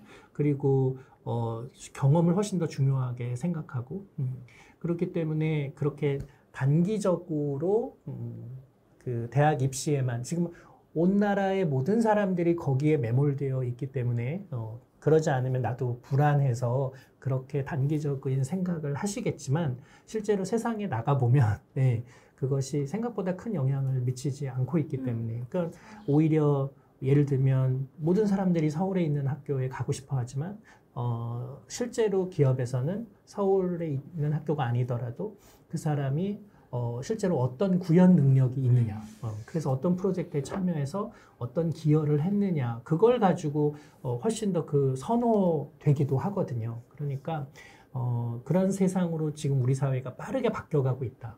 근데 여전히 부모 세대는 오로지 관심이 대학과 진로라서 단기적인 그런 시야를 가질 수밖에 없는데 오히려 학생들이 조금 더 긴 시각에서 자기 자신의 삶을 디자인했으면 좋겠어요. 네. 우리가 갖고 있는 생각을 좀 깰 줄 알아야 아이들이 그 벽을 깨고 세상을 더 크게 볼 수 있을 텐데 생각을 드네요. 또 저 질문을 좀 드려보고 싶어요. 학교에서 배우는 코딩 말고 코딩 교육을 초등학교 자녀를 위해 처음 시키는 학부모님이시래요. 그 코딩 교육을 시작할 수 있는 방법이나 구체적인 경로를 좀 여쭤보고 싶대요.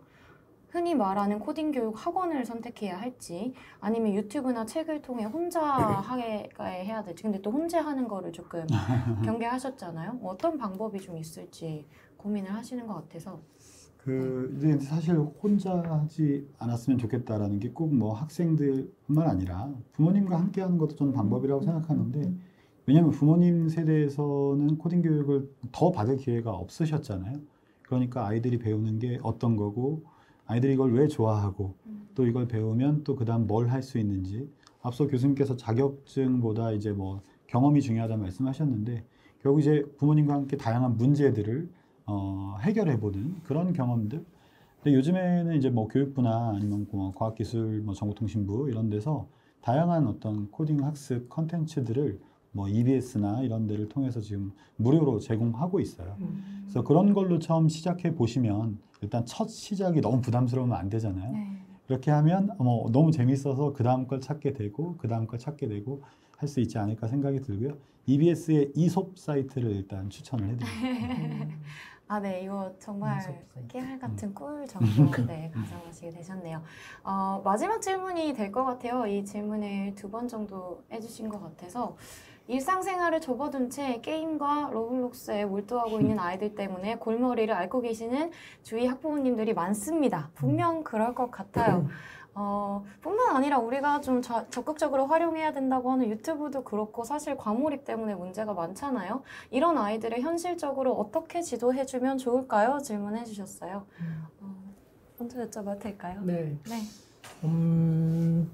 저는 아까 이제 정 선생님께서 아이들에게 핸드폰을 유치원 때 좋다 하셨는데, 사실 저는 반대로 저희 아이들한테 핸드폰을 고등학교 때 줬어요. 네, 그러니까 초등학교, 중학교 때까지 핸드폰을 사용하지 못하게 했어요. 네. 왜 그러냐 하면은 애들이 심심해야 되는데 핸드폰을 하면은 심심할 겨를이 없어요. 예, 거기에 과몰입할 수밖에 없고, 그 또래 아이들이 얘를 체계적으로 자기 절제를 하면서 잘 사용하기를 기대하는 건 사실 좀 무리예요. 너무 재미있기 때문에. 그리고 어른들도 절제를 못 하는데 아이에게 그걸 기대하는 건 좀 무리라고 생각이 들어서 중고등학교 때는 하도 심심해서 애들이 뒹굴다가 책이라도 읽고 친구들끼리 작당해서 뭐라도 하고 놀고, 예, 그럴 수 있게 뭐 사교육도 많이 안 시키고 애가 원하는 노는 거 외에는 별로 그렇게 많이 시키지 않았거든요. 그래서 그냥 내비뒀죠, 저희는. 예. 그리고 고등학교에 가서도 하루에 1시간만 핸드폰 스크린 타임 제한을 해놓고 그거를 30분씩 조금씩 늘려가면서, 예, 그러면서 자기 절제를 좀 배우도록 했거든요. 저는 게임도 마찬가지라고 생각해요. 게임도 애가 그 게임을 잘 하는 거하고 나중에 디지털 리터러시가 충만해서 훌륭한 디지털 시대에 적응하고 큰 관련이 없어요. 그러니까 무슨 뜻이냐면 핸드폰은 그냥 아무리 여든 되신 어르신도 3일만 갖고 놀면 얘를 완벽히 이해할 정도로 되게 쉬워요. 그리고 지나치게 매력적이고. 네, 그러니까 적응하지 못할까 봐 걱정하지는 않으셔도 저는 된다고 생각해요. 그래서 아이가 너무 게임에 과몰입하고 있다면 공부를 하는 건 너무 큰 스트레스이자 고통인데 그 아이에게 기쁨, 즐거움, 보상은 게임밖에 없는 거예요. 그렇기 때문에 공부의 고통을 잊기 위해서 가장 손쉬운 당의정 같은 게임으로 보상을 받으려고 하는 거거든요. 그래서 우리 아이가 너무 게임에 몰입하고 있다고 하면은 우리 아이가 세상에서 재밌는 게 가장 쉽게 손만 뻗으면 얻을 수 있는 이 게임밖에 없구나.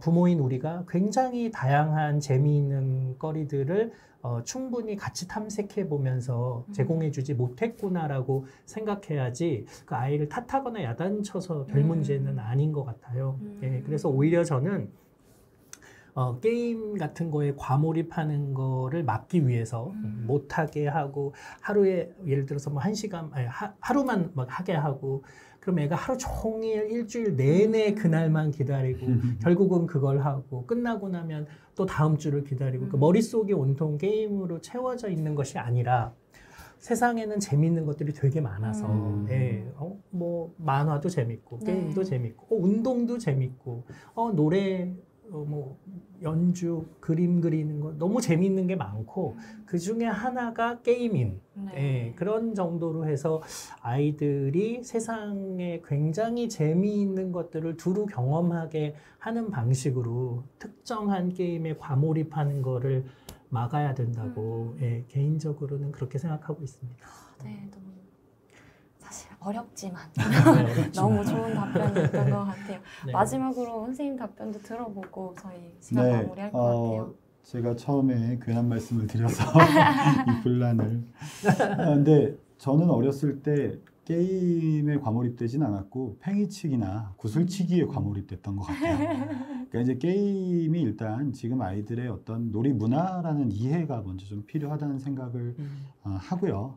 네, 아까 이제 유튜브 얘기도 좀 하셨는데, 근데 저는 그래서 이 아이들한테 게임을 하게 해주는 게 디지털 리터러시를 기르는 거 이건 절대 아니고요. 네. 그럼 예를 들어 유튜브도 마찬가지인데요. 유튜브 영상을 자기가 직접 만들어서 내가 하고 싶은 말을 예를 들면 저희 아이가 집에서 이제 코딩 공부한다고 풀고 있는 문제가 비버 챌린지라는 문제가 있거든요. 이건 알고리즘을 이제 손으로 푸는 건데 이런 문제 풀어서 풀이 과정을 본인이 유튜브에 올리고 있어요. 뭐 이런 것들. 그럼 막 조회수 몇 번 나오는지 막 세보거든요. 그다음에 게임을 저도 못하게 해요. 네, 못하게 하는데 그러니까 게임을 만들더라고요. 요새는. 그래서 만들어 하는 건 되죠? 막 이렇게 얘기하더라고요. 그래, 그건 돼. 막 이렇게 얘기하고 뭔가 교수님 말씀대로 결국 같은 얘기예요. 이거보다 더 재밌는 것이 있다. 근데 저는 거기서 조금 이제 포커스를 달리해서 스마트폰도 또는 컴퓨터도 이걸 가지고 할 수 있는 더 좋은 게 있다. 그거를 경험하게 해주면 좋을 것 같다는 생각입니다. 네. 네, 어떻게 보면 다른 얘기였지만 결국 네. 같은 이야기를 하고 있는 것 같아요. 굉장히 빠르게 변화하는 시대, 그리고 앞으로 더 빠르게 변화할 시대에 아이들이 앞으로 걸어갈 힘을 갖게 하려면 우리는 어떤 물음을 아이들한테 해줘야 하고 또 어떤 또 폭넓은 기회와 그런 경험을 만들어줄 수 있을까 생각을 굉장히 많이 해야 하는구나 하고 느꼈던 시간이었던 것 같습니다. 오늘 느낀 점 댓글로 이렇게 또 많이 달아주시면 저희가 또 뿌듯하게 읽어볼게요.